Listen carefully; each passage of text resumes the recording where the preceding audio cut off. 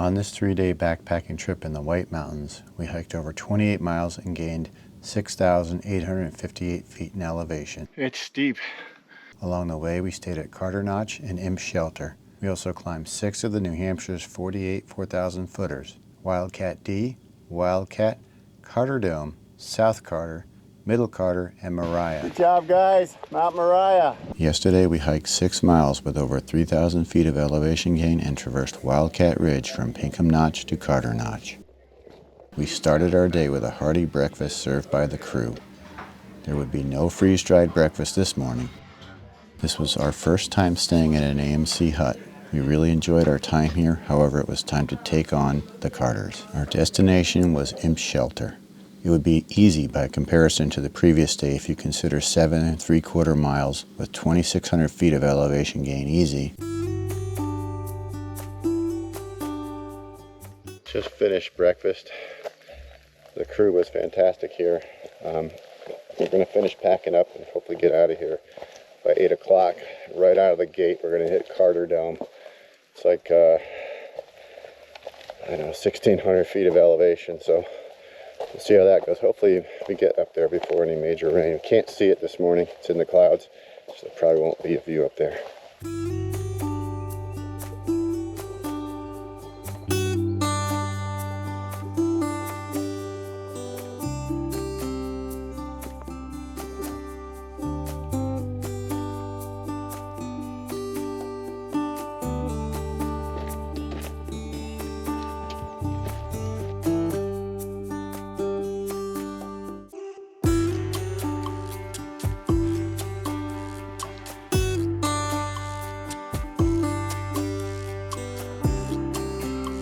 Well, we made it up Carter Dome. That was a long slog. That's most of the elevation for today. So hopefully it stops raining. It's been raining the whole time up here. Of course, there's no view at Carter Dome. It's a little open, but you can see the sky. Carter Dome was once home to a fire tower erected in 1907. It was removed in 1947.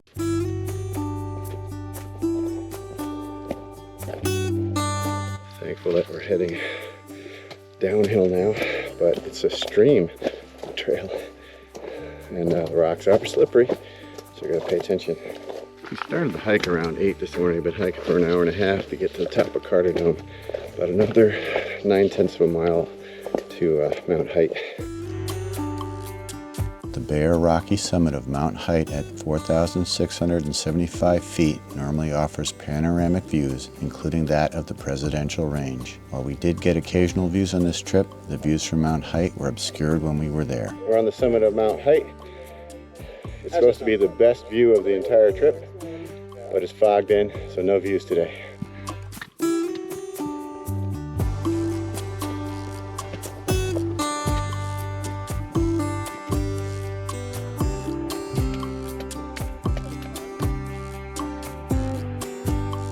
We've almost reached Zeta Pass. This is the bypass trail, reuniting with it.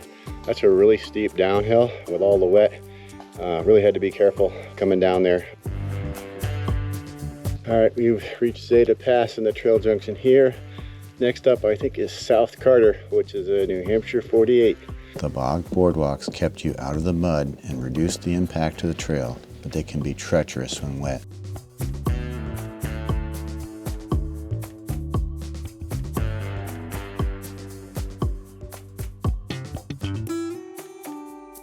Well, we just finished lunch here on the top of South Carter.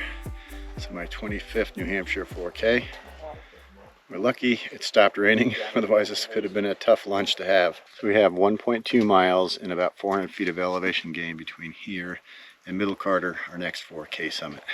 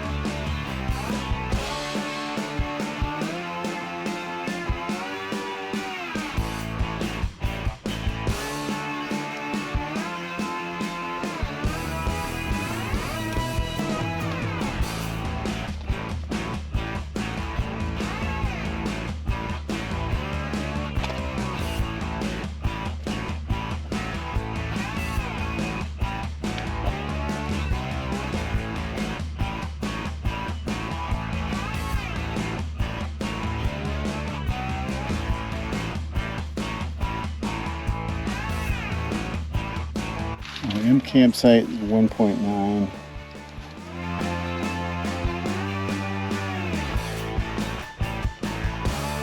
We're at North Carter. This is our third 4K of the day. Good job, guys. And it's raining again. Yay.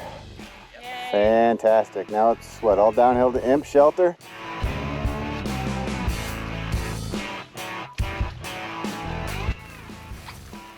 Wow. Oh, and it moves.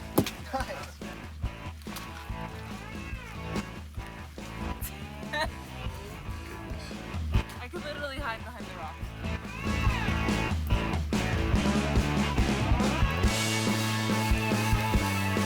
Wet and tired, we arrived at Imp Shelter around 3 p.m. The friendly caretaker stopped by to check us in and collect our fees. Arriving early, we spread out in the shelter. We thought there might be others joining us, however, we ended up having it to ourselves. Imp Shelter has all the comforts of a good AMC campsite: a water source, cooking area, bear box, wash pit, shelter, tent platforms, and a moldering privy.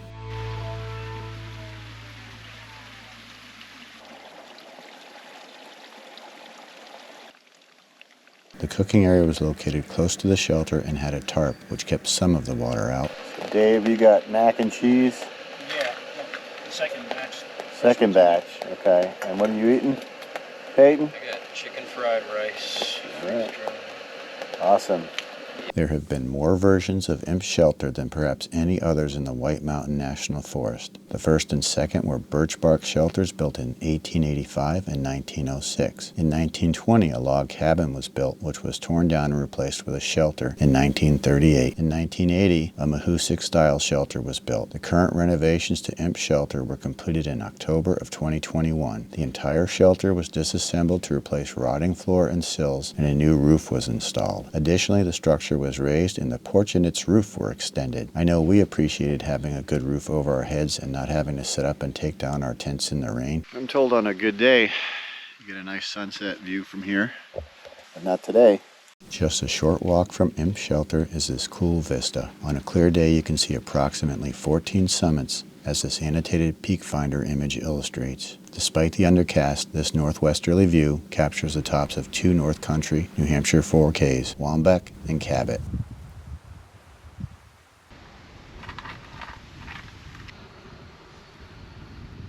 .30, we're heading back up to the AT now on the blue trail that goes to camp. And it's uphill already, but we'll get a short break before we hit the big mountain of the day, Moriah. Temperature last night went only down to 54, if that much. So it was reasonably warm, but pretty windy and rained a lot of the night. Fortunately, we're getting a break in the weather to start out, but we're expecting more rain today. This was to be our easiest day on the trip, with only 1,200 feet of elevation gain over 7.3 miles. First part of the day was to hike 2.1 miles to Mount Moriah, our final New Hampshire 4K summit of the trip.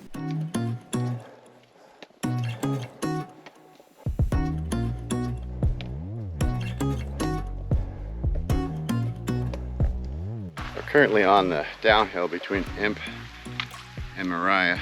What I'm doing here. When we get to the bottom, then it'll be a long slog, the only slog of the day up to Mount Moriah.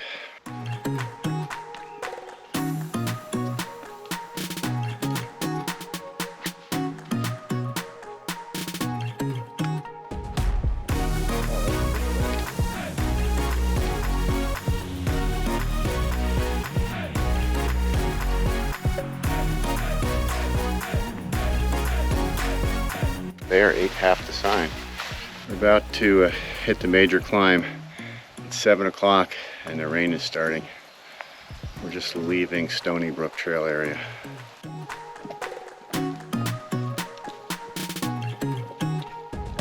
We reached the Stony Brook and Moriah Brook Trail junctions. This is where the real climb to Moriah begins. From here, we'll traverse the south ledges and gain 900 feet in elevation and over 1.4 miles to the summit of Mount Moriah. At South Ledges, we were able to catch a few glimpses of what would have been awesome views of the Wild River Valley and the Carters.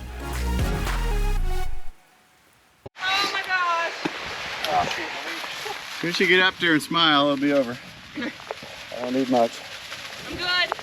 Good job, guys. Mount Moriah. Man, it's freaking windy, but I made it to Mount Moriah, our 648K. And now I'm getting the hell out of here. With the heavy rain and wind, we were glad to be done with the 4Ks, looking forward to town food.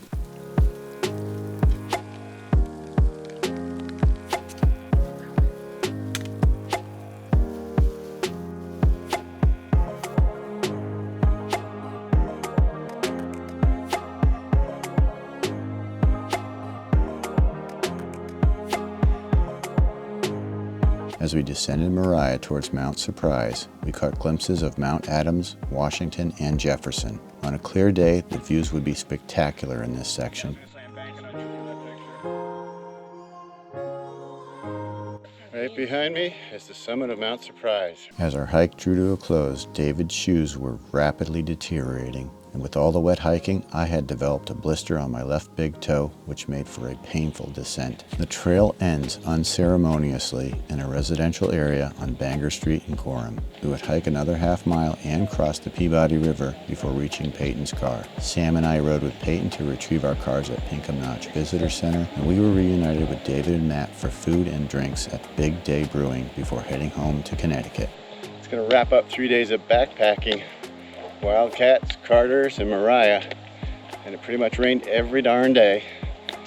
Thanks for joining me, and we'll see you on the next one.